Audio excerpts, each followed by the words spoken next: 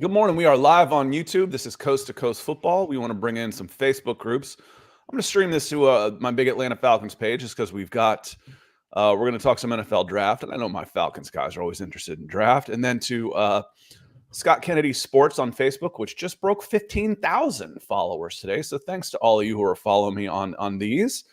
Good morning, everybody. This is Coast to Coast Football. My name is Scott Kennedy. I'm in Atlanta. That's me on this side. This guy over here on this side, that's Nick Kendall. He's in Seattle, so he's up bright and early with us. But that's why we are coast to coast with your football coverage.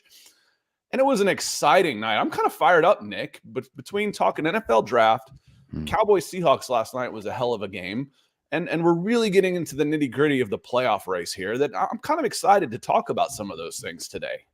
Yeah, how's my Dak MVP agenda looking right now? I mean, he's been playing really amazing quarterbacking last night all around. Geno Smith had some unbelievable high-level, like Matt Stafford-esque throws in terms of the arm talent in the windows. And Dak Prescott is probably playing the quarterback position as efficiently as anybody in the NFL right now. And it's not efficiency where it's through the running game or tricks or anything else. Like, he is the offense. I think I've said it on this show before, Scott.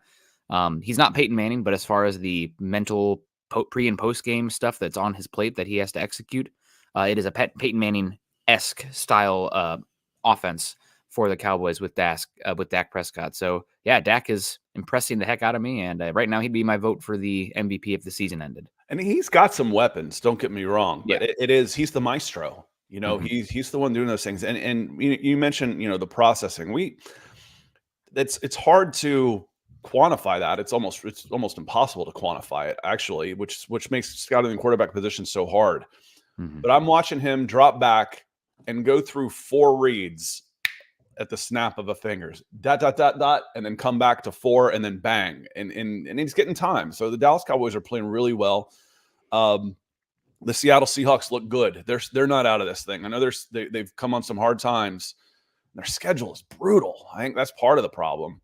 But they played well last night. So yes, and Dak was asked about, hey, you faced a lot of criticism. Now you're getting MVP talk. How's that feel to you? And he had a really good answer. That will be on my Facebook page later today. And just to go over some of the data, like where he's at, I know I like a lot of the advanced analytics, but it needs to match the film test as well. And he is pretty much second across the board in most of the advanced analytics that are considered of value when assessing these guys. So passer rating, I mean, that's a little archaic, but he's second behind Brock Purdy. His ANY over A is fourth behind Purdy, Tua, Stroud, and Prescott. And QBR and EPA, he's both second behind Purdy. And when you look at the delineation of where the EPA in this is coming from, the San Francisco 49ers, they separate based on weapons.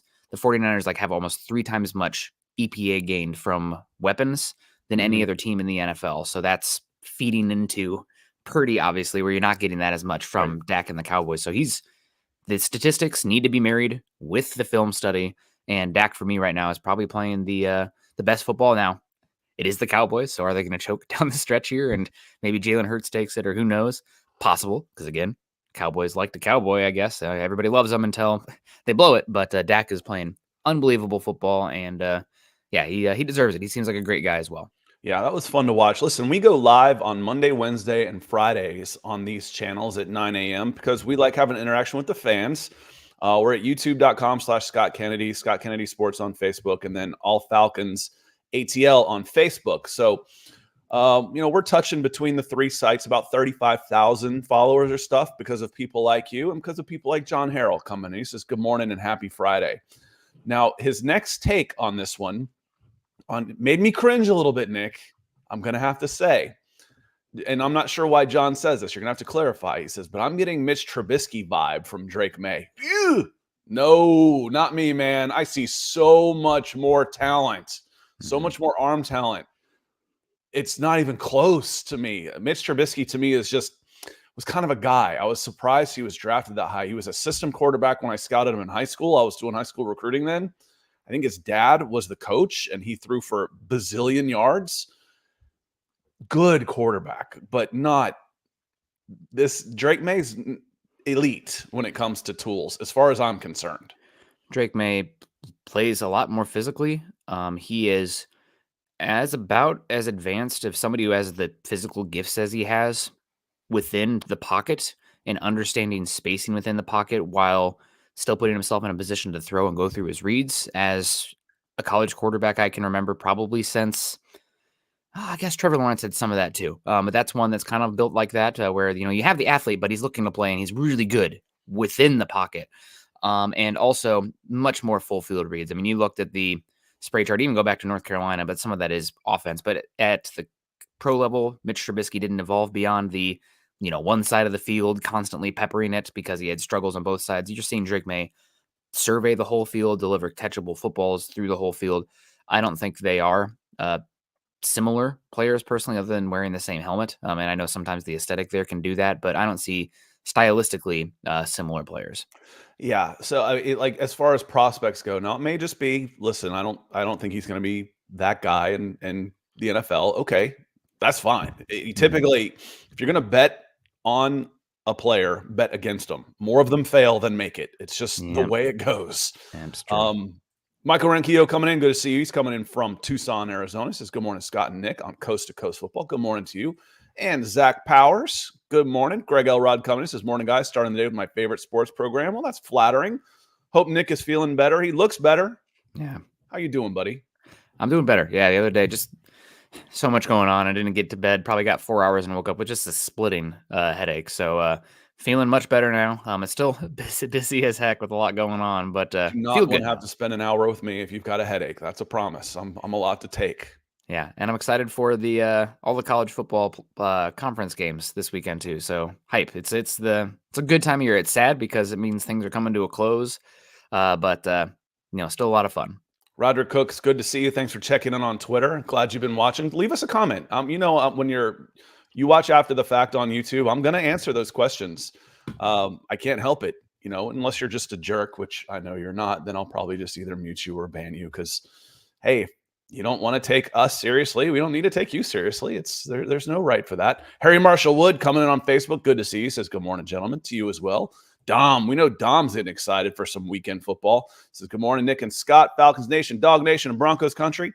SEC championship game is upon us. Dog Nation, let's go. Brad Clark, he's a Falcons fan, pretty happy. Denver Luke, good to see you. He says, good morning, Nick and Scott. I'm heading down to Vegas to watch my Ducks. Should be a good game. I didn't realize they finally got a neutral site for those games. Mm-hmm. Yeah, so good. That'll be, and that should be, this should be, now I could be wrong on this. This should be the biggest, most important, most watched Pac-12 championship game in history.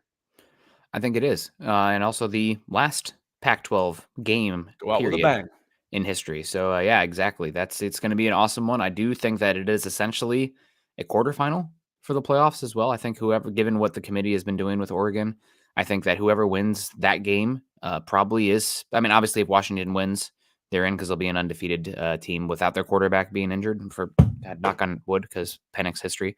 Yeah, I think if Oregon wins, I think they'll be in too. But man, we have a chance for absolute chaos with the playoffs. If Georgia wins, yeah, I mean, it calms down. It comes down a lot, but again, it ends up being. You've watched The Princess Bride, right? You have had to have watched The Princess. Yes. Okay, I always, it comes down to clearly I cannot choose the cup in front of you, and clearly I cannot choose the cup in front of me, and that's how it becomes. Mm-hmm. But as I've always said, the more you expand the qualifications to get in and go from 2 to 4, 4 to 8, you basically double the amount of teams every time that have a legit argument to get in. The more selective it is, the harder it is. So if you make it to 4, yeah, it's going to be harder to pick because you're going to have 5 through 10 that have arguments to a certain extent to get in. When you go to 12, the guys that you pick 10, 11, and 12, 13 through 25 are going to have similar arguments for it. So this one will be tough. I agree with you to an extent. I think the issue this year is that it's not 4 through 8 that is an argument as far as who can win. It's like 1 through 8. Like it's really like the 8th place team. Like Alabama, I think is ranked 8th right now. They very much could be the best. They have the best defense in college football, and Jalen Milroe is playing unbelievable football. So typically, I mean, when it's like the last guys, it's like teams that aren't in. If you pick 4, then 5 through 8 have arguments to go with that are closer to, Mhm. again, if I choose 2, I probably don't have 5 more teams that have a good argument. If I'm choosing 4, I could probably find 5 more teams that have a pretty good argument. Yeah. And the real kicker this year is that I think the committee would put in, let's say Alabama wins. I think they'd love to put in Alabama, Georgia, probably Michigan because they're going to kill Iowa. I'm just going to keep saying that because I have the realistic. And then the winner of the Pac-12. But like, can you leave Texas out, who only lost like a last-minute game Because it's against Steve Oklahoma? Sarkisian, yes, I can. I They saw how beat, he acted at his last postseason game, and yeah. he can stay home. Well, Sarkisian aside, just on the field, they beat Alabama on the road by 10 points. Those games have to matter, right? Like if you take Alabama or Georgia and leave Texas out when Texas has the head-to-head over Bama, then why even play those juicy early season games? Because they don't count them. Then you're not the same team anymore. You Well, okay. have just described my disdain for playoffs since I was a little boy. Yes, but if But they since they started changing to 14 and 15 games, I see it now. But when you used to play 11, Mhm. and it was mostly conference games, yeah, I didn't want to play off. I was totally against it. Yep. And that was before I knew that the biggest sport in the world doesn't do a playoff. Mm. Well, everybody else does playoffs. Well, not international soccer. They don't do playoffs. Yeah. But they also don't expand to 70 teams in one division so that everybody plays twice, home and home. Whoever has the most points at the end of the season wins. That's fair. Yeah. There's no beauty contest. There's no power rankings. There's none of that BS. Yeah. It's settled on the field. Yeah. Literally. Rusty Moore comes in. I love it. He says May to the A. And yes, I don't care what it costs because it'll probably cost 3 first-round picks. And then some. Yeah. Sick of old Matt Ryan, garbage Mariota, and garbage Desmond Ridder. Say it with me, May to the A. Before we get into we won't spend too much time on this because I do want to talk a lot of Dane Brugler's mock draft. But I want to talk playoff matchups and how it looks. ESPN's got a pretty cool playoff machine that lets you just go ahead and pick all the games and see what difference it makes. What's interesting is Nick and I did a podcast yesterday on Broncos for Breakfast, and we had the discussion, is this a must-win game for the Denver Broncos or the Houston Texans? And I argued no because I thought 11-6, they both have 5 losses, 11-6 would get you in. You know what happened when I ran through every single game remaining on the schedule and then switched the winner and loser of Denver Broncos and Houston Texans? Nothing. The winner of that game made the playoffs. The loser did not. It's a big game, Scott. I mean, just from all the tiebreakers, because it's the head-to-head and the conference stuff, and there's just no offense to the NFC, but let's be real. The top of the NFC is amazing, but like the middle class is not great. Like the drop-off from the first 5 through the rest of it is not ideal. I guess the first 4, I guess Atlanta probably, the NFC South shouldn't be included there, even though they have a seed that's higher. But then you bring in the Dallas Cowboys. Yes, yeah, exactly. But I was they're just a looking lower at the playoff seed because seeds. they're not a division winner, but Exactly. they're one of the top team. 4 Yeah. in the and Falcons are not, despite their seed being in the top 4 right now. But the AFC just is such a mess with good-ish teams, mediocre to good.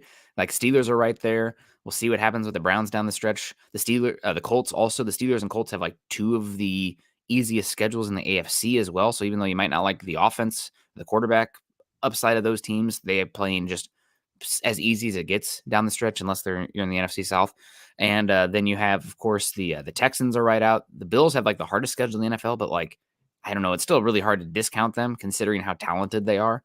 And like the games they've lost have been just hair pulling type of games, a lot of them as well. So the AFC is just, who gets in that 5 through 7 seed is going to be a bloodbath. Here's how I had it in the NFC. I had the Falcons winning we'll just start at the top. I had the Philadelphia Eagles, the number 1 seed, 15-2. I have the LA Rams sneaking in at 9-8, going against the number 2 seed San Francisco 49ers. The 3rd seed, Detroit, and I must really like their schedule because I've got them finishing 13-4. Going against Green Bay Packers at 9-8. And then the 5th seed at 12-5 with the 3rd best record, the Dallas Cowboys, playing in the Dome against the 10-7 Atlanta Falcons. On the other side, I had Kansas City Chiefs, number 1. I must really like the Jacksonville Jaguars schedule too, because I had them at 14-3, and I don't think that's going to happen. Going against the 10-7, who beats out the Broncos at 10-7 if they lose to Houston this week. And then the 6th seed, Pittsburgh. I remember thinking Pittsburgh had a lot of coin toss games, but I kind of leaned to Pittsburgh every time. But I had them going against the Miami Dolphins. And then the 5-6 seed was Houston at Baltimore. And if Denver beat Houston this weekend, it was Denver at Baltimore instead. So yes, this is a huge game with playoff implications for 2 pretty fun teams. And because that leaves out, if I'm looking at this, and this is just NFL.com. I'm sorry, it's ESPN.com/NFL/playoffs/machine. It's buried way under their menus, and it's pretty fun. But that leaves out, again, I think Minnesota falls off, after a nice stretch. The Giants and Commanders are terrible. I had Seattle finishing 9-8 and just missing out based on tiebreakers.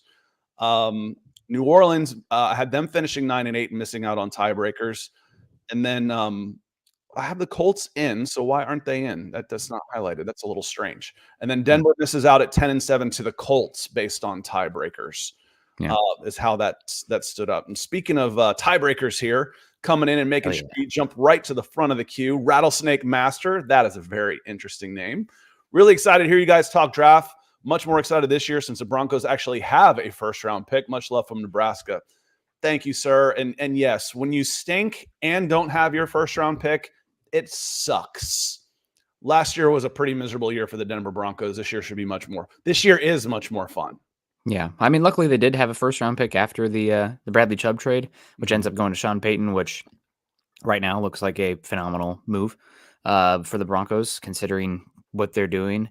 And we kind of talked about it on Tuesday, Scott, with the article from Mike Sando talking about how defensive coaches are just blown away with how simplified what Sean Payton is calling for Russ and the fact that it's actually working. I heard James Palmer also talk about it the other day as well. So defensive coaches and people in the league are not super impressed with what Russell Wilson is doing. I think they're putting a lot more credit on Sean Payton than Russell Wilson, but he's executing. So I don't know. I'm not going to here to tell anybody how to feel on that. But yeah, thank you so much, Rattlesnake Master from Nebraska. And we'll have a chance to talk about Dane Brugler's mock draft today, who is one of the best in the business, in my opinion. Definitely, he's still youngish, up and coming guy. He's not been in the league or covering forever, but really does a great job. His beast is like the draft Bible. In the work, man. He absolutely puts in the work. Yeah, I mean, I heard him talking the other day, and he was like mentioning like, oh yeah, I was talking to this prospect's mom, and getting information. So like, he's digging, right? He's almost like a private investigator with some of the background stuff that he gets on these guys. So he's pretty awesome. And also shout out to him because he's a good guy, which always helps. He does not take himself too seriously.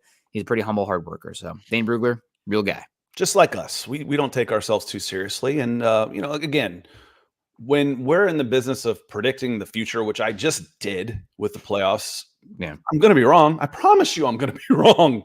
When we talk NFL draft prospects, I'm going to be wrong. Absolutely. It's impossible. The only way to not be wrong in that business is to not make any predictions. Well, what fun is that? No. That's not any fun.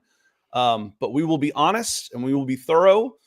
And frankly, we're better than most. I might be biased. Doesn't mean I'm wrong. And Rattlesnake Master, appreciate you coming in with support for the show. It really encourages us to keep doing more stuff like this. That's for sure. So thank you. Thank you, sir. And yes, having a first-round pick and a playoff run, it's good times in Broncos country right now, for sure. Red Swarm coming in says, good morning, Scott and Nick. Good to be here with you, brothers. Thank you, sir. Appreciate you being here. Let's go, Brandon. He's in here. He says, good morning, gentlemen. Oh, let's see who else we see. And then Brennan, he's a little chippy about the about Georgia Bulldogs for some reason. Hey, the Georgia Bulldogs are they're feeling it right now. They get 24 the right to stand up on the front porch and bark right now. 24 wins in a row. Scott, you got a little bloody nose there going, buddy. Oh, is it bleeding? Yep. Wow. Let me jump out right back. I thought right. it was running. It's like 20% humidity here right Okay. now. My wife said she started getting one yesterday too. So I'll be right back. You carry this one real quick. Yeah. Who surprised you the most and why? Yeah, that's all good. So which team has surprised me the most this season and why? It's probably got to be the Houston Texans, right, guys? Houston has been right in the thick of the playoffs. They've been an absolutely disaster of an organization the last few seasons. They somewhat controversially, trade up to take a non-quarterback, giving up a future first-round pick to go get Will Anderson. And the fact that let's just call it as it is, based on Houston insider John McClain, saying that they would have taken Bryce Young if they had the first pick or the option over any quarterback. The fact that CJ Stroud then goes to, and by fate, they don't take Bryce Young, who's, still, we shouldn't write out Bryce Young yet, but that's a different conversation. But CJ Stroud, man, playing incredible. I've talked about it on here. His playing style is reminiscent to me of a good Aaron Rodgers. Why is that, Nick? Aaron Rodgers is kind of, lanky guy, good athlete in the pocket, but not really, a true like Cam Newton style runner, but he's a good scrambler, right? And can, especially scrambling and using athleticism to extend plays. And the big thing that reminds me of Aaron Rodgers, CJ Stroud, is the aggressive nature of pushing the ball vertically. The Houston Texans are number 1 in air yards per completion this season. They are number 2, I believe, in explosive pass plays, and they're number 1 in air yards per attempt. Number 1 in air yards per completion and number 2 in air yards per attempt. So yeah, it's got to be the Houston Texans. What D'Amico Ryans has done there has been phenomenal. And guys, what was going on last year in the previous years with Houston was just crazy. Like, you should do some digging, homework, you guys. I know you love it, but do some digging about what was going on in Houston with Jack Easterby and like having practice squad players be like moles in the locker room and report back to him about like, the morale and how he was being perceived. I mean, it was freaking bizarre in Houston. And now you got D'Amico, you got CJ, you got the defense up and coming. AFC South's going to be rough because of all the young, fun quarterbacks and some good coaches in there too. But it's got to be the Texans. That was a shaving nick is actually what this was. So that's what I get for shaving on a Friday. So I actually nicked just under my nostril. It was not a bloody nose. It's actually a shaving cut. And well, those are a pain. Well, okay. Hope you're doing better. So yeah, that's what that was. It's like, I don't get bloody noses. I can't remember the last time I had a bloody nose. Well, I can remember the last time I shaved and cut myself. That happens about twice a year. So Merry Christmas, everybody. And it's doing apologies for those of you watching for the gore. I'm going to have to mark this as, obscene or could be disturbing to watch. Archangel comes in, says, "Rise up and go Dogs." Good to see you. But let's get into this here real quick. I'm not sure where Robert Miller's coming in with this one, but that's okay. That's what he is. He's spamming. That's what that is. So we'll just. I'll take the $6,000 though. God did. He give me this. Give me the $6,000, Robert. But anyway, just buying a new car. We need that. But we'll the playoffs got one. Let me see here. I like to put this in the chat. There's the mock draft from Dane Brugler. It kicks off, and this is one of the big questions. Let's see. It was free yesterday. All of a sudden, it's not free anymore. I sent it to you on a Google Doc. Yeah, so I'm going to go ahead and bring that back up because it was free yesterday, which is strange. Maybe they realized, hey, it's free and it wasn't supposed to be. A lot of y'all probably have The Athletic anyway, but I've got another copy of it here. But the big question coming in, and it's going to be for the offseason, maybe all the way up until draft time or until a move is made. What will the Chicago Bears do with Justin Fields and the number 1 pick? In this case, there's no trade made, and Dane Brugler has the Chicago Bears taking Caleb Williams, quarterback, USC. And he acknowledges Justin Fields will be under a microscope the final month of the season as the Bears consider their quarterback options, because that is really, it might be the biggest question going into the draft. Mm-hmm. Yeah, I mean, what happens with the Bears? I think the odds of them having the first pick are like 70% now, with the Panthers being so poor. Now, things can change, of course, but Panthers have a pretty good lead, I think, especially with the strength of schedule stuff, too, with the Panthers. They almost have like a game and a half lead because, again, NFC South. So the strength of schedule is not as high. But the Bears right now, I think, Scott, I love Justin Fields. Liked him coming out. I still think there's a lot of potential and talent there. Needs to cut down the turnovers. But the NFL right now is about creating explosive plays if you can, because defenses are doing everything within their possibility, everything within their strength to take away the explosives. And Justin Fields can do that. So I think he's still a good quarterback. But are you going to want to pay him $100 million guaranteed? Because that's, even though he hasn't, we still have question marks about him, somebody's probably going to pay him that on the open market still, because he has had enough flashes. He's still young. He's very talented. So is it Justin Fields and, two other players trading down, get the picks, plus Justin Fields for $100 million guaranteed? Or is it resetting the quarterback contract? Nobody with any sort of scars, maybe a new coach in there, get his own guy, and again, resetting the quarterback contract. I lean that way personally if I was the Bears, but it's still going to play out. Yeah, you mentioned not want to pay that kind of money. Derek Carr got $100 million guaranteed. Yep. And that's what it's going to be. I mean, he's going to get that. So Justin Fields is absolutely can get that kind of money. And frankly, 4 years, $100 million guaranteed is not that much money. $25 million for your quarterback isn't that much if you're getting good quarterback play. Yes. That's the key. And he's played, again, there's so many of us that want to say, what would he be like out of Chicago? It's been tough. Where would he be this year with the Houston Texans if they had made that move? So it's fascinating. The Chicago Bears are just fascinating. They were really intriguing last year. They made some moves. They did not disappoint. Really busy in free agent. They're going to be the most fascinating team in the offseason again. And now it's time to start putting that together. I mean, are they going to have the same coach? Quarterback situation, could they spin this thing into about 5 first-round draft picks over the next couple of years? They're such a good position because they made a good move and Carolina didn't at their expense. The number 2 pick, I put in the title that there were some surprises at the top throughout. One of those surprises coming up is the Arizona Cardinals, who also are a very intriguing team because they don't have to stick with Kyler Murray. They could draft his replacement.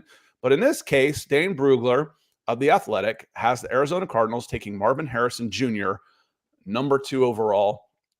What are your thoughts on not the quarterback not going in the number 2 spot? And that means they're hanging on to Kyler Murray. I think it makes sense still because Kyler Murray is still probably a top 12 quarterback in the NFL, and how his contract lines up, he is pretty hard to move on from. Still, I think you probably are a year away from that being a possibility. Now, they are going to do the work on the quarterbacks without a doubt. And if there's a guy there that they like more than Kyler, you have to take him. I don't care if it means 2 guys on there. It's that hard to find that position.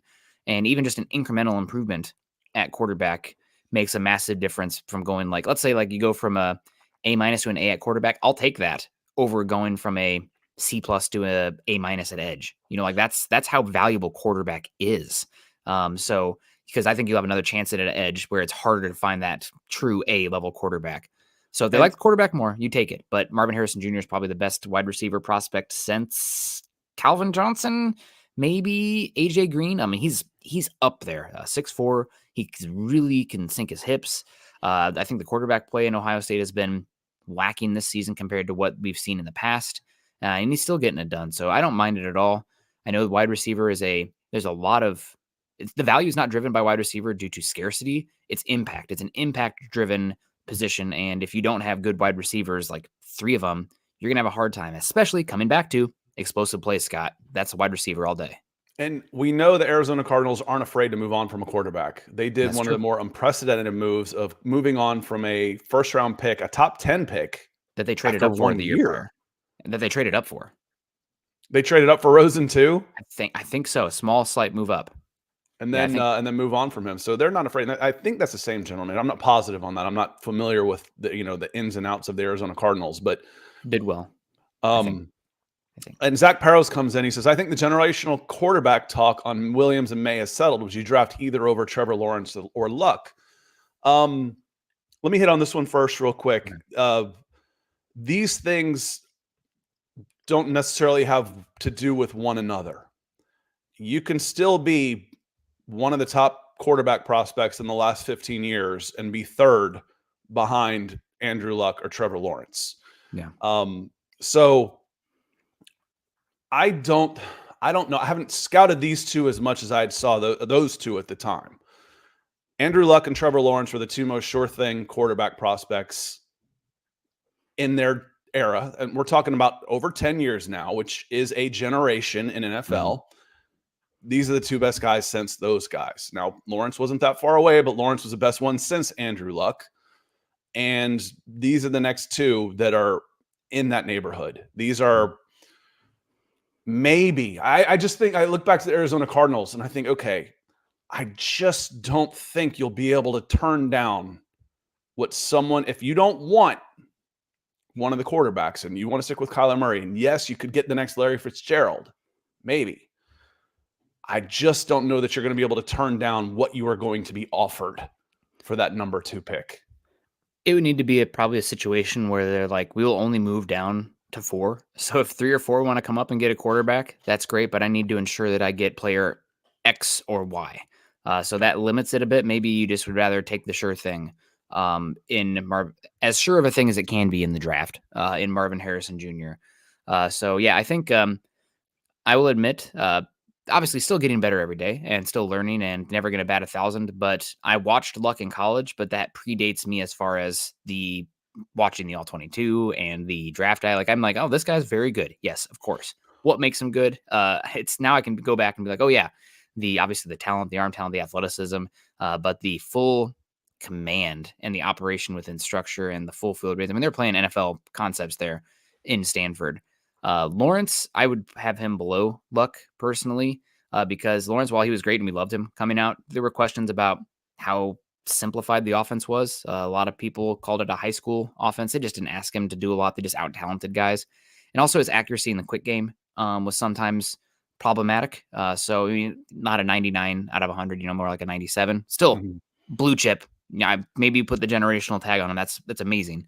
But I don't think either of these quarterbacks are in that level, but they are still going to be top 5 grade quarterbacks. And when you are a quarterback at a true top 5 grade, that is like you're going 1 overall on most drafts. This is going to be Nick and I's 4th draft together, I think.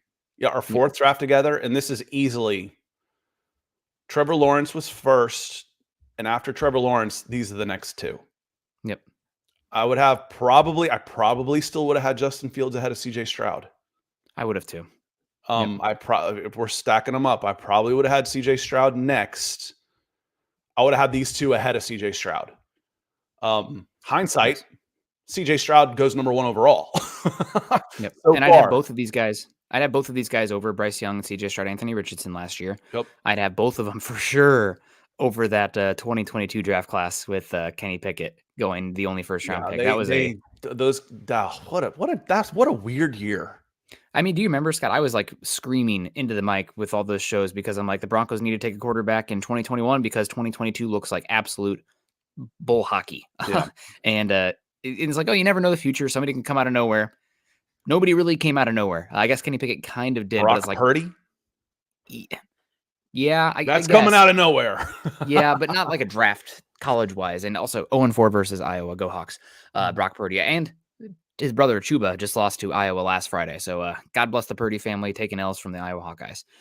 Troy Green comes in. What's up, Scott and Nick? What's up to you, Troy? Hope you're doing well. Appreciate you coming in. Good Friday morning to you. He says, where is our new edge coming from? Obviously talking Falcons. This offseason, the draft or free agency. I'm not sure the Birds are taking a quarterback with a first pick. I really believe there will be a vet signing at quarterback. Brandon also says Jalen Daniels in the first round and wide receiver in the second. Possible. I don't know what Scott will do if they take another wide receiver, but you need weapons. You're going to trade Kyle Pitts if they do that. Yeah, that's certainly a possibility. I mean, round 2, if you like the wide receiver enough, especially with the depth in this class, I don't think it's the worst move in the world because you need a variety of guys there to run different stuff. So there's some options, and it is such a talented wide receiver class. Like, so can you imagine? When I do mock drafts, I see about 4 quarterbacks I like in the second round. Quarterbacks, yeah. Of course, not all of them will be there in the second round because 1, couple might get drafted soon, and 2, they might not be draft eligible. They might be going back to college. They might go back. Yep. But it still looks it still looks pretty interesting. Falcons are trading up for Caleb Williams. It'd be expensive. We'll go back. I'll go back to the day after Kyle Pitts was drafted and why I didn't like that, because it's going to cost you to try and get your quarterback. If you don't, then, and it's going to cost 3 first-round picks and change. It could cost 3 first-round picks and Kyle Pitts to move up to get Caleb Williams. Joey says, I'd take Caleb Williams over Trevor Lawrence. The playmaking is as good as we've ever seen from a prospect at that position. Rare wow factor. He has some things to work on structure, but he's special talent. Again, I don't argue levels of elite. These are elite prospects. Now I know more about, so you go with what you're more familiar with. I'd take Trevor Lawrence right now, but I've got another 4 months to try and make that decision. Mm-hmm. But Caleb Williams is an elite prospect. If you said, hey, I like Caleb Williams better than Trevor Lawrence, I'm not going to argue with you. It's close enough. I'll argue stuff that, where it's, what are you talking about? This is he's a really good quarterback prospect. And speaking of which, number 3 coming in is the New England Patriots. Dane Brugler's mock draft on The Athletic. The New England Patriots take Drake May, quarterback North Carolina. Do y'all want to see? I know Patriots fans would be jumping up and down, but do non-Patriots fans want to see Drake May in New England? Whew, that's a little frightening, honestly. Oh man, they're back. Here they come. I don't know if they'll be back, because if they finish 3, are they sticking with Bill Belichick? There's a lot of talk right now that he might be on his way out, even though they gave him that new contract. But I mean, Kraft, cha-ching. So we'll see with that. But Patriots are definitely in the hunt, and that you talk about big games. Last week we had the Patriots Giants, and the New York Fighting DeVitos, Tommy DeVitos, ended up beating the Patriots, and that's probably a quarterback defining game for them, or quarterback. Whoever lost that game probably gets one of the top 2 quarterbacks. So, Patriots, May or Williams, we'll see. Coming back to Williams, the big problem with Williams, I see there's like talks about like the maturity stuff and, just the mental side of things. That doesn't bother me so much. It might bother some folks, but he obviously cares, which matters to me. And he sounds like a really smart kid as well. But what concerns me about Williams is the play under pressure. I feel like right now, because of, and some of it is scheme, so you have to parse through that. But he is inviting pressure and then looking to create out of the chaos. And last season, he got away with it. This season, he's been one of the worst statistical quarterbacks under pressure in college football, which is a red flag. Now, granted, that's not as predictive year to year. It can be much more volatile and fluctuate, as we've seen through other quarterbacks throughout the NFL and college. But it is a concern. He does have flaws. He's a little bit short. He's thick, but he's short. There's almost, I don't want to use this. I love a thick quarterback, Scott. I mean, I'm watching Ritter. That's one of the things that scares me about Jaden Daniels as well. The skinny guys, you got to have a little bit of, grown man strength in the pocket.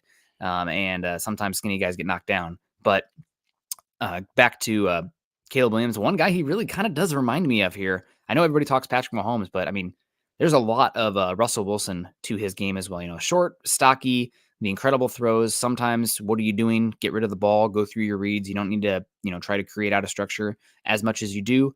But the arm talent, the ability to hit throws off of different angles and the way it explodes out of his hand. I mean, he is definitely incredibly gifted and talented. So, again, if you want to fight for him being number 1 over Trevor Lawrence or in this draft, that's fine. I'm not ready to say who's won between Williams and May yet. But they're both top 3 picks in this draft and extremely talented, and hoping for the best for both of them as long as they stay out of the AFC. Lawrence, I'm going to get to you in just a moment. I see you coming with stars on Facebook, but I want to address these because it's coming up from Rusty. Caleb Williams strikes me as a character flaw guy. Chris Walker, isn't Caleb Williams wanting part ownership of a team that drafts him? Dave, what makes you guys some of the weird issues with Caleb Williams? There has been a really, really good smear campaign against Caleb Williams. It's pretty unbelievable. That he wants an ownership issue, that's ridiculous. It's against the rules, period. It's just nonsense. Show me the clip of him saying those things, because he doesn't. It's just all of this talk coming out of here and there, and it's nonsense, y'all. I kind of put it onto the overexposure a little bit. You win the Heisman, you come in with all this hype, you have a bad, you regress a little bit the next year. We saw it with Tim Tebow, the hype around Tim Tebow winning a Heisman, coming back, and all of that type of stuff. We saw the detractors and the haters and all this stuff come out with Tebow. We saw it. It was a little different with Lamar Jackson. Lamar Jackson won, I think, as a sophomore, the Heisman, put up Tecmo Bowl numbers again the next year, but he was at Louisville. No offense to Louisville, but you're not on the same Q rating factor as the Florida Gators and the USC Trojans. You can't ignore those guys. I can ignore Louisville when, you're not playing for national championships. I can just push them off the side of my ESPN and not talk about them anymore because they're not nationally relevant, so to speak, compared to when I talk Michigan and Ohio State, the two, or Notre Dame or USC, some of the biggest fan bases. That's how I get my ratings. There is a smear campaign that's gone against Caleb Williams, y'all, and it's nonsense. It's absolute nonsense. Yeah. Judge him on what you see as a player, and if you want to talk to me about, okay, he's throwing to wide open receivers all the time, and he's not hitting these windows, I'll listen. I'll listen to that stuff. But I want part ownership in a team. Miss me.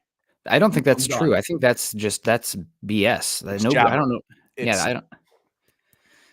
I agree with you 100%. One thing also about Caleb Williams is that I think a lot of people are tuning in expecting to see fireworks, because they've seen the highlights and whatnot. And granted, a lot of the weaknesses that we saw as a sophomore have been amplified this season. Again, just the ability to play in structure and make the right read.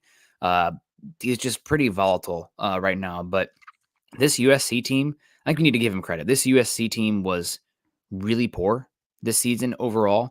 They probably had one of the worst 8 defenses in Power 5, despite being a really well-recruited team. I mean, Alex Grinch is gone. Thank God there. They also took Nebraska's defensive coordinator, hired him yesterday at USC.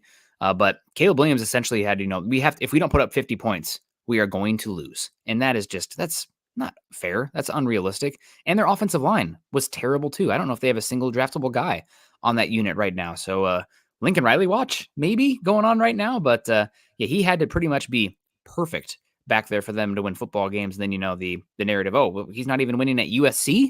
How can he even be good if he can't win at USC? Well, USC is actually not very. Let's look at the last 10 years of USC. Yeah. I mean, they're a top 25 team, not a top borderline. 10. Yeah. Borderline top 25. What was I going to say? I forgot already. So let's say, and Joey Nicholas, for everything heard, he's an incredible teammate. Oh, well, and he jumped from this team to that team.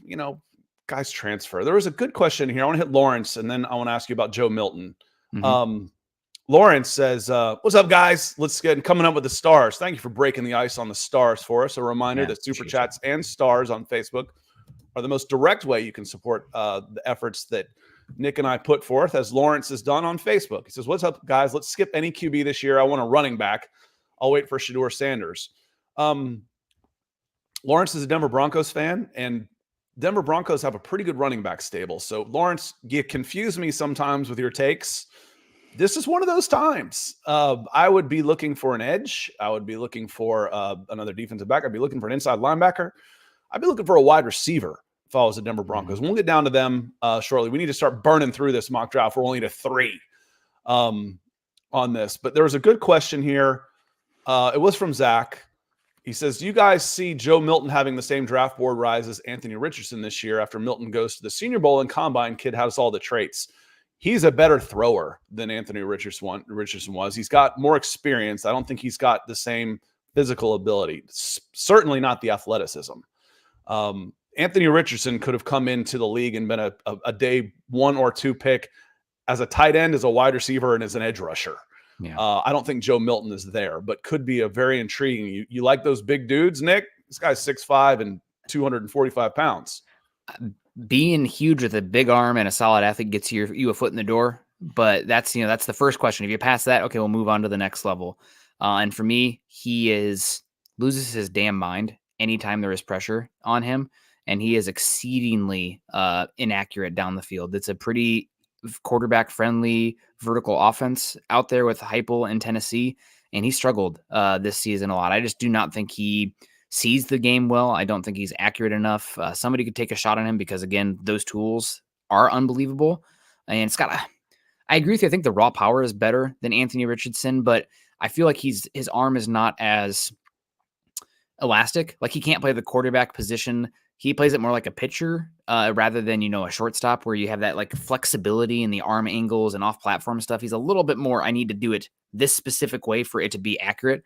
And where Richardson can get the ball accurately in a variety of different platforms and bases, which is really important for quarterbacks in today's NFL.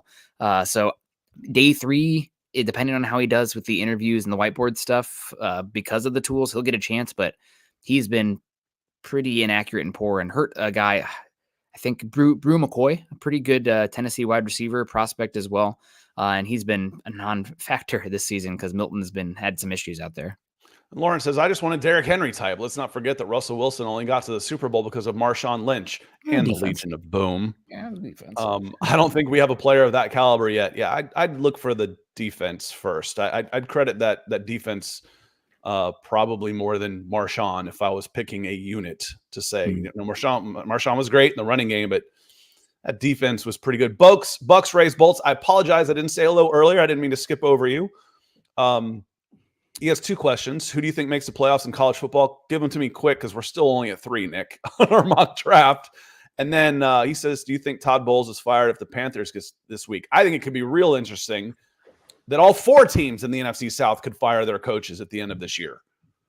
Yeah, could happen, I guess.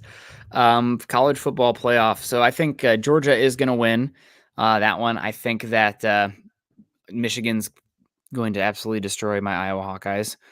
There's a sportsbook out there, Scott, where first half over under on Iowa points is at 0.5. I said that right. You win money if Iowa scores 1 point in the first half. I mean, that's a turnover and a field goal. I'll take it. Anything. Yeah. That's a shanked punt. I think you have to make that bet, but you have to. But I said that about Iowa, Nebraska, and the over under being at 23, and they didn't hit it. They hit 23 and a half. It was 23 and a half, and they came under. Yeah. They had 17 points at halftime and still didn't hit the over. That's unbelievable. And then when I watched the game, I'm like, oh, yeah. It makes sense. There's a difference between – I remember when LSU and Alabama played in a rematch, and I'm absolutely against rematches in playoffs. If you couldn't get it done the first time, you don't get a second chance. But those 2 teams played each other, and the people that were pissed that it was LSU and Alabama, it was a very, very low scoring game. Yeah. There was like 40 guys on those rosters on the defensive side of the ball that ended up in the NFL. Yeah. That is a pitching duel. There's a difference between a pitching duel and crap hitting. Watching Nebraska, Iowa was just god-awful offense. There wasn't anything special about those defense. That was just bad. It was bad football. The defenses are Iowa. They're okay, but it's not 13-10 okay. Yeah. And also when you play Michigan and you hold them to 10 points, I'll say yes, it was good defense. Won't happen because the offense is going to go 3 and out every single time. But also shout out to Iowa's special teams. That's a big part of it too. I'd put a dime on a point. Yeah. First half. Yeah. All right, moving on, Nick. Playoffs. So I think Florida State is going to end up winning over Louisville, and that's going to make it hard, I guess, because I think whoever they're going up against, they're going to be 18-point dogs, no matter who it is in the playoffs without Jordan Travis. But you cannot leave a undefeated Power 5 champion out of the playoffs. I mean, the games have to mean something, even if you lost your quarterback. So especially I think Florida State. If there were 5 of them, one would get left out. But I would put, if Florida State wins it, I'd put them in there for sure. I think they have to, because the results have to matter, right? We're not playing these games in a computer simulation. If we're doing that, just put in the BCS again. I just forget about it. But no, the games I think have to matter. So I would probably go 1. I think Georgia's going to win. 2. I think Michigan's going to win.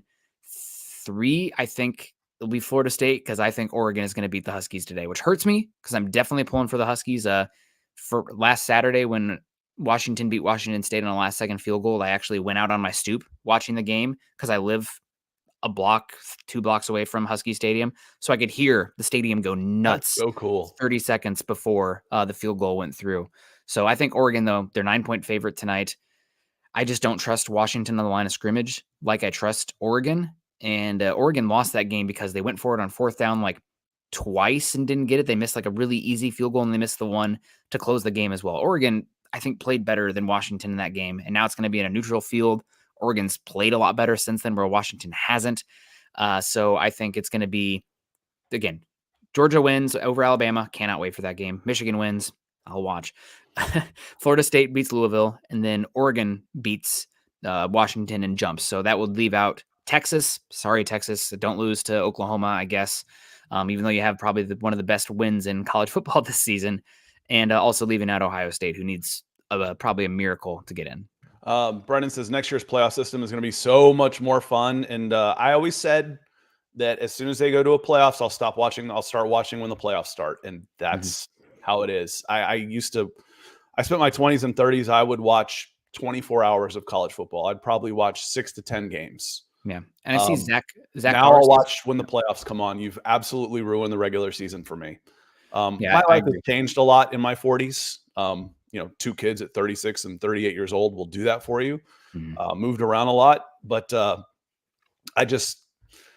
I used to really love those August 28th matchups. I remember Texas and Ohio State playing one time, or Miami against somebody, and those were playoff games. Those mattered. Now it's like, okay, I'll wait until January. Oh, but how much fun is March Madness? You know what I call it? No one gives a damn until March. That's what I call it. Anyway, let's move on here.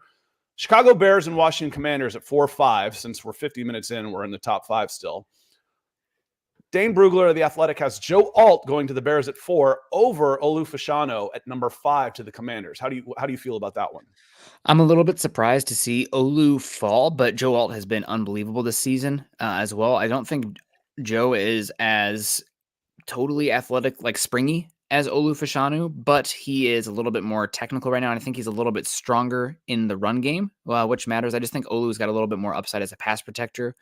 Joe Alt is also exceedingly young. I think he's only going to be 20 next season when the draft occurs. Still very young. So is Olu. These are probably 2 of the better tackle prospects we've seen in the draft in a while. I do not think we're going to see a slide similar to the head-scratching one we saw when Tristan Wirfs fell to 13. But I think this draft class in general, I think Dane had 9 of the first 32 picks being offensive tackles. So I think the record is 8 in NFL history. So tackle heavy, but these 2 are awesome.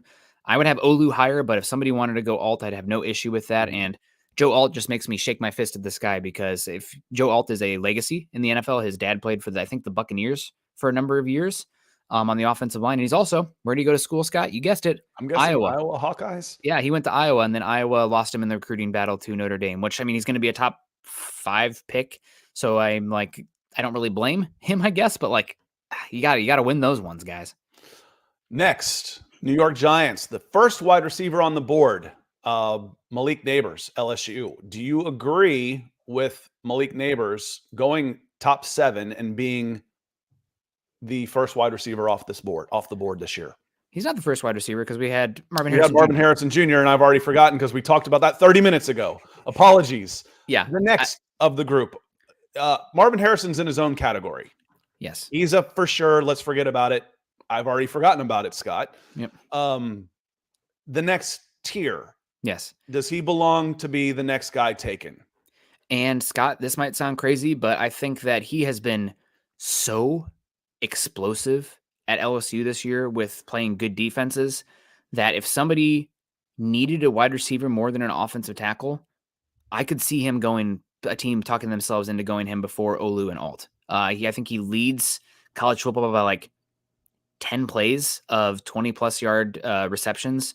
He's just been getting explosives left and right. Now, part of that is because he's also playing opposite another first-round wide receiver on the other end with potential Heisman to top 10 pick in Jaden Daniels as at quarterback. But Nabers has been unbelievable. He's the comparison that I've heard that it really sticks with me that I like for him is DJ Moore, because he's kind of short, stocky, thick, but he's so twitchy and explosive. And it's not like Debo Samuel manufactured touches, which is still good. Don't get me wrong, but like he's a wide receiver still as well. So I love Malik Nabers, and I think he is for sure a top 7 player in this class, and should be emphatically wide receiver too. Someone help me. The LSU receiver I absolutely loved, and I'm getting old. He was a running back before he went there. His last name was Reed, I believe, wore like 25 and was absolutely phenomenal. And now I can't remember his name. It was probably mid-2000s when I first started doing this stuff, maybe a little bit earlier than that. Wonder if he would be similar to that, a run after the catch guy. Michael Ranquillo, he's calling his shot with a $2 super chat. Georgia, Michigan, Florida State, Washington Huskies. You know what? We're going to keep an eye on that, Michael, and we will shout you out after the fact. Thank you for the super chat. Lawrence Rivera says, what's the page on YouTube? It's just youtube.com/Scott Kennedy. Real easy to find on YouTube. Appreciate the support. All right, quarterback fans, cover your ears because Tampa Bay is taking Jaden Daniels, number 7, in Dane Brugler's of the Athletics mock draft. Offensively and defensively, the Buccaneers are a middle-of-the-road team, and they'll have several interesting roster decisions to make, including quarterback, high-rising Jaden Daniels. Yeah, I mean, we talked about it earlier, Scott. Explosive plays are the name of the game in today's NFL.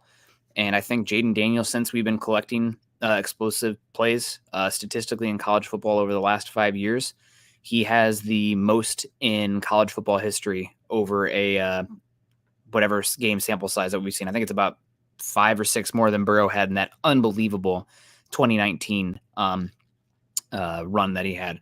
I think it was 2019, whatever year it was with the LSU Burrows. Daniels has been awesome. He's a pretty darn good athlete. He trusts his arm. I think he does a lot of good quarterbacking stuff too. He's taken a big step forward. Before coming to LSU, before being at LSU this season, he had played in different offensive systems, I think, every year of his career to date. So finally having a chance to play in the same system 2 seasons, it's made a heck of a difference for them. And he's just plays so aggressive. I do worry again, Scott, because he is built a little bit like a toothpick. And with his play style, I mean, he does not protect himself. He just doesn't. Want to give a shout out to Nate Tice, who does son of former NFL head coach Mike Tice. Does a lot of good stuff covering the NFL, and he always calls Jaden Daniels Johnny Knoxville, kind of the Scott. I'm sorry, I'm going to cuss on here, but it's the name of the show. Jackass, where you're doing all these crazy stunts and whatever. That's like Jaden Daniels playing football because he just reckless abandon, tossing his body out there.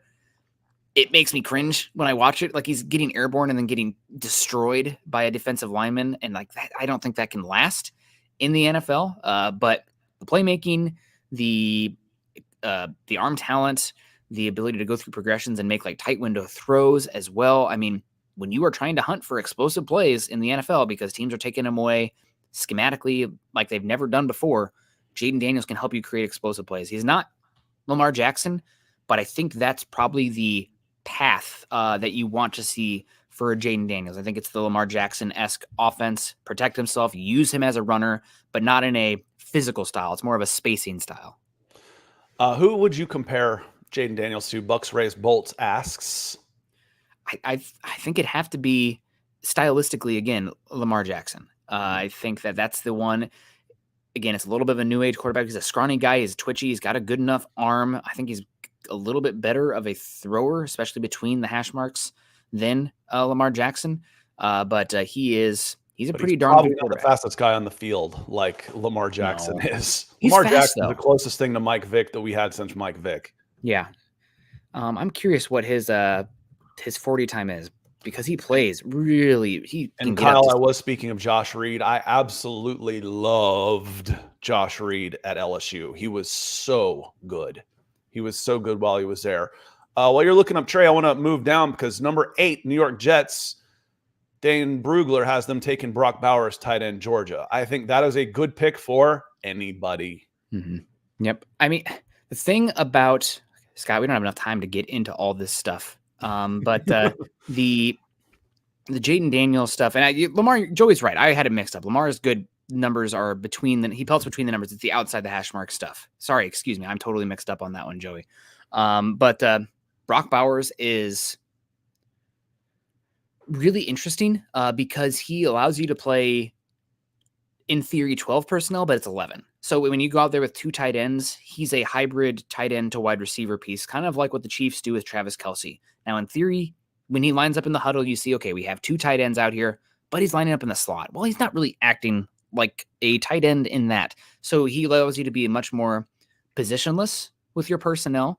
And I think he's probably never going to be a true Y in a sense where you want him just purely lined up, but you can play him as the F tight end. He can play in the slot. He can play out wide. He can play H back. So you do need a little bit of creativity from your offensive schemer to make sure that you are getting him touches. But that's fine. And also, Scott, he is so good in the yak department as well. And we're trying to talk about how do we create explosives? Well, getting guys who can the high percentage throws underneath where they're checkdowns that then can lead to explosives. I mean, that's what's made a lot of these Shanahan passing offenses so beautiful over these last few years. So Bowers is awesome. He gives you a lot of versatility. Again, I know he's a tight end, and because of that, he has to hit at a certain level to be worth it.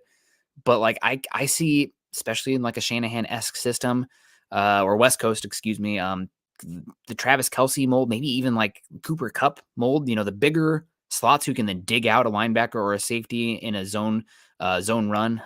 Really valuable, good player, and versatile. So yeah, I think Dane nailed the top 7 players in this draft. I think you draw a line after those top 7. I'm not sure where you go from here.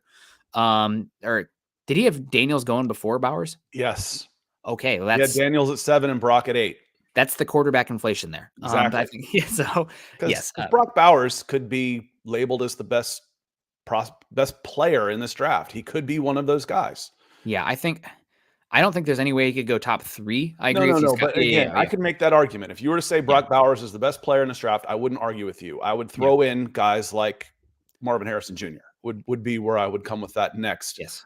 But he could go anywhere for me from 4 to 8. I think that's probably the range right now for him. Number 9, LA Chargers, J.C. Latham. Okay, another offensive tackle. But number 10 becomes a little more interesting to me. So, because we're running out of time, we'll have time to go through all these all the way through. We'll go through these 100 times.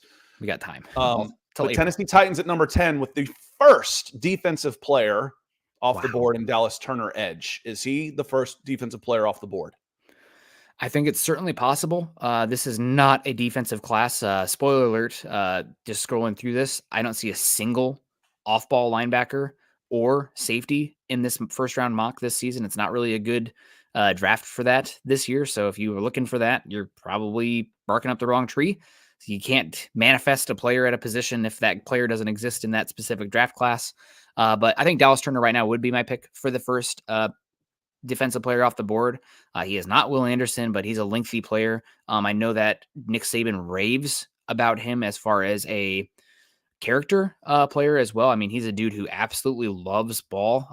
I've spent the last couple of days when now has been doing something. I've been watching some Alabama defense, trying to get an idea on the cornerbacks because Alabama has 2 cornerbacks who are first round draftable and 15 flashes. And it's not always the flashes in terms of the winning at the snap or the incredible bend or, the actual pass rush. It's a lot of the athleticism displayed in the hustle plays. He is hunting guys down, chasing them down after he's rushed the quarterback, running all the way around and then getting them and laying a big hit. So I do think that he probably will never be a top 6 edge rusher in the NFL, but I think he can be a number 1 for a team. And a very good player as well. So excited to see what he can do. And I do think he is the best defensive player in this class. There's a lot of, we're going to get out of here in just a minute. We're at 63 minutes already. We've gone through the top 10. Let me hit the next 10 guys in rapid. And I want you to see, because there's a lot of defense here. I want you to listen and see if there's a guy that could jump into the top 10 out of this. 11, Las Vegas Raiders take Nate Wiggins, cornerback out of Clemson. 12, New Orleans Saints, Keon Coleman, wide receiver out of Florida State. Packers with Terrion Arnold, quarterback out of Alabama. At 14, the Rams take Latu out of UCLA, edge. Bengals at 15, another wide receiver, Rome Odunze out of Washington. Sorry if I mispronounced that name. Buffalo Bills, another offensive tackle at 16 out of Georgia, Amarius Mims. 17, Arizona Cardinals, Jared Verse. There's a very interesting name out of Florida State, edge rusher. 18, Denver Broncos, cornerback, Kool-Aid McKinstry out of Alabama. 19, Falcons, edge, pass rush, Chop Robinson, edge, Penn State. And then number 20, Johnny Newton, defensive tackle out of Illinois as the first big defensive lineman off the board and only in the first round, I think. Yeah, that's the only interior defensive lineman in the first round. There's been some talk of Chris Jenkins as well, son of Chris Jenkins, who was a longtime Panther, great defensive tackle. I don't know where he went to school. It's out of these guys you listed, does anybody have a chance to click in the top 10 here, Scott? I think probably the guy that we'd have to talk about would be one of these pass rushers here. And the reason why I say that is because pass rush success in the NFL is so predicated on athleticism. It's probably the most correlated position between your actual draft number or your combine numbers to NFL success. Other positions, especially like linebacker, safety, interior offensive lineman. I mean, some of those are nice to have. Corner, even corner, which is the most corner. athletic position in sports. Yes. NFL cornerbacks. But that's more of like you need a baseline. And then if you make that baseline, you're good enough. Where pass rush, it's typically the more you are, the better you are. So I think if any of these pass rushers, and I'll include Johnny Newton in here, Jared Verse, Leatu Latu, Chop Robinson, and Dallas Turner, if one of those guys goes into the combine and absolutely blows it up, I think you'll see somebody maybe make a move on that and jump on that guy. Personally, I don't think most of these guys would be top 10 in most classes, but you might see an elevation because of the lack of defense in this class. Other interesting picks, Seattle Seahawks at 22 with quarterback J.J. McCarthy, who may or may not be in the draft. That's something we talked about. And then the question from Kyle about Cooper DeJean, cornerback, goes to Houston. Defensive back out of Iowa, number 24 is where he ends up getting picked. Some interior linemen towards the end. Let me see if there's any here that really jump out as interesting to me. And after that, there's some, I wouldn't say borderline names. He actually did a couple on round 2.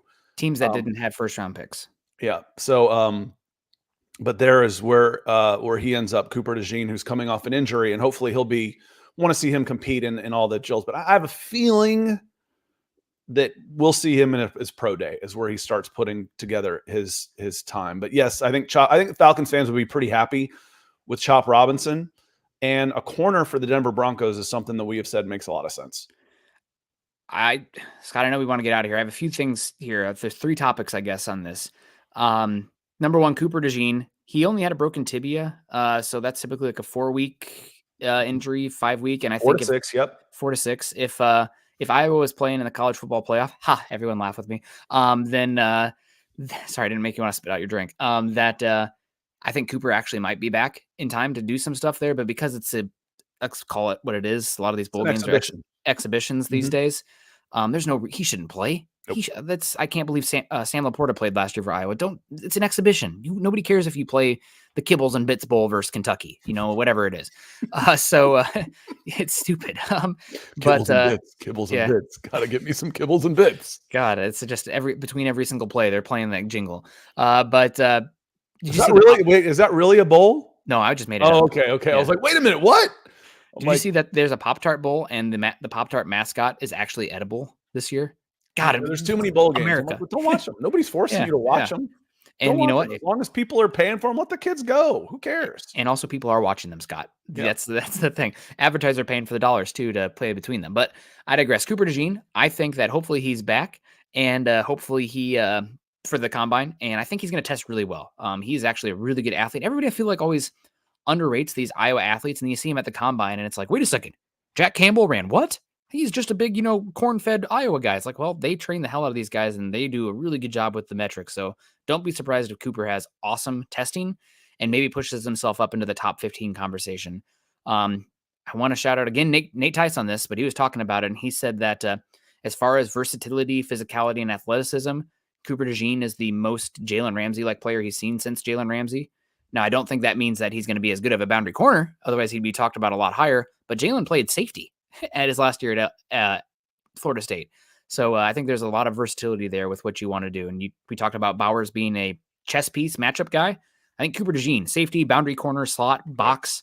Sometimes it's better in theory than in reality. But because of how smart DeJean is and how good of a tackler he is as well, I think it is actually possible. When I wrote him up, recently, I called him a defensive back. I didn't just say corner or, I said defensive back, DB. Yep. Yes. So keep an eye out for him. I think he's going to test really well as well. So Chop Robinson, did want to touch on him as well. I think Chop is an excellent true speed rusher. Is that what Nielsen is going to want? Considering what I've seen a lot from him is that he's looking for pocket crunchers, so to speak, with a little bit more size. And obviously he inherited differently. I'm talking more about like when he was with the Saints for a bit and how they were able to build the team versus what you inherit. So I wonder if yes, Atlanta needs pass rush, but I wonder if a Jared Verse or Leatu Latu would be a better scheme fit for them. Now, at the end of the day, get good players, figure it out. If you have a good pass rusher, if he's a good enough pass rusher, just figure it out, right? Mm-hmm. But I think ideally for them, I think they would prefer a Leatu Latu, a Dallas Turner, or a Jared Verse, just from the power crunching ability to rush forward while still being disciplined in your gaps. And I just wonder with the Atlanta Falcons, they don't have a speed guy, so I don't know if they are interested or not. Lorenzo Carter was gonna be that guy, but I don't know he's true as a sub 4.5 speed guy off the edge. We just saw them draft so many specific type of players with the Saints that I wonder if there is a type. And granted, how much was Nielsen making the decision on what they were building there versus trying to hit on a Cam Jordan? I can get a Cam Yeah. Jordan. I'm good. I'm good if I can get one of those guys. Or Calais Campbell in his prime. Yeah, even they take a lot of those like defensive end, defensive tackle tweener types, right? Like you had Marcus Davenport, super lengthy, hand in the dirt guy. You have who was a Peyton Turner, the really long, big edge rusher type. So I'm not sure if, Chop Robinson, who's much more of that 3-4 outside linebacker type, is what they would hunt. But you need edge. And I think that was the last one available for the Falcons. And Chris comes in and says, I'm kind of hoping Verse is available for the Falcons. Certainly possible. I think the most refined, developed pass rusher in this class is Leatu Latu, and he is pretty awesome. The medicals are going to be absolutely huge for him. Tyreek Johnson coming in says thoughts on trading Kyle Pitts during the draft. This is what I want to close on, Nick. I want to close on this one. I did want to say one more thing about Kool-Aid McKinstry. Mm-hmm. I see comments in here. I also, having gone back and watched you Nick was feeling better. 2 Alabama games that I've watched here recently with the defense. I watched them versus LSU and I watched them versus Texas. I need to do more, so it's not a complete sample size, but I did come away liking the cornerback wearing number 3, Terrion Arnold, who Dane has going number 13, more over the cornerback who was wearing number 1 in Kool-Aid McKinstry. Kool-Aid McKinstry, Alabama likes to run a lot of press bail technique, and I think he is physical. Kool-Aid, this is. He is physical in the press aspect of playing football. But Scott, this guy, I saw him in the LSU game where he, instead of, finishing a tackle because he had his guys already kind of there but not finished yet, he ducks out of bounds, that kind of thing. And that's like a red flag. Like, especially in today's NFL, I need you to come down and freaking hit if you are playing in the secondary.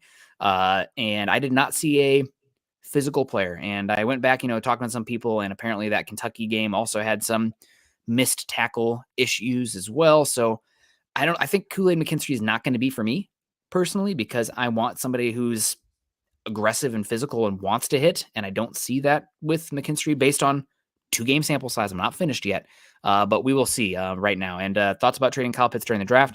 I think if it happens, it probably happens before the draft if you are trading Kyle Pitts, but I could see it in a move where you are aggressive to move up for something. It's just if the Falcons keep winning, guys, I don't know how you could see that happening as far as trading up in the range to get a quarterback. We'll see what happens with Jaden Daniels. We didn't even toss out Carson Beck today as well, who might be somebody worth keeping an eye on. But Pitts could be traded for sure. My thoughts about trading Kyle Pitts during the draft, or, up leading to the draft, it's kind of the same thing.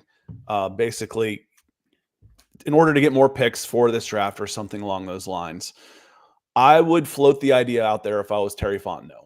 I would also be looking I would more than likely pick up his 5th-year option just to give me it's going to be about $15 million is his 5th-year option. It's going to be a pretty good chunk of change.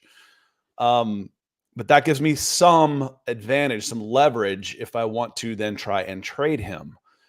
I feel like unless something turns around here in the next there's only 6 games left, that you're running his value into the ground. That said, he's still a freak of an athlete. He's still just 23 years old, a young 23. He just turned 23. The problem is you're burning through your leverage with him because you're now going to be into year 4 of his contract, then have to decide on his 5th-year option.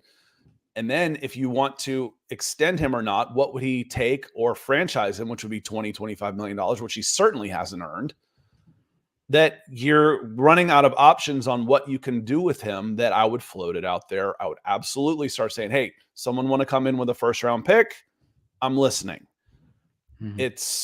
It wasn't the right time to take Kyle Pitts. I'll stand by that for as long as I live. I would approach him with a contract extension, a reasonable amount, because he's not playing himself into a $20 million range, and see if I can get something back on him, the return on investment, and then put maybe options in there, maybe a 2-year extension, Nick, and then let's talk. Let's do a 2-year and play yourself in. Part of this has to do with is Arthur Smith even going to still be there next year? Terry Fontenot will. He's the one that picked him, and Arthur Smith are the one that picked Kyle Pitts at number 4. I don't think they'd be willing to pull the plug on him as a 23-year-old freak of an athlete after 3 years. Yeah, probably not. Yeah, we will. He's so talented and so young still. I'd be really apprehensive to move on from him. I know, but again, you've got those. You call them coach killers. When you've got a guy out there who just he's got every single physical tool you could possibly ever want, but not the production to match it. I'm going to be the one that unlocks Kyle Pitts. Maybe you're not. Mm-hmm. Matt Ryan he was really good when he had Matt Ryan. Matt Ryan's a really good quarterback. He's made a lot of guys a lot of money.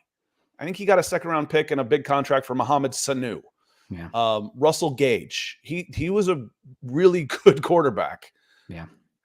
Kyle Pitts, he's playing his way out of any value for the Atlanta Falcons right now. Do you try and cash in, or do you hope that you can recoup that value before you do not have his contract rights any longer? And we're going to bring it full circle here, Scott. A team that was really interested in moving up for Pitts in that draft, and somebody who might be aggressive and looking for that kind of move. Ring, ring. Hey, this is Jerry Jones and the Dallas Cowboys. The Dallas Cowboys.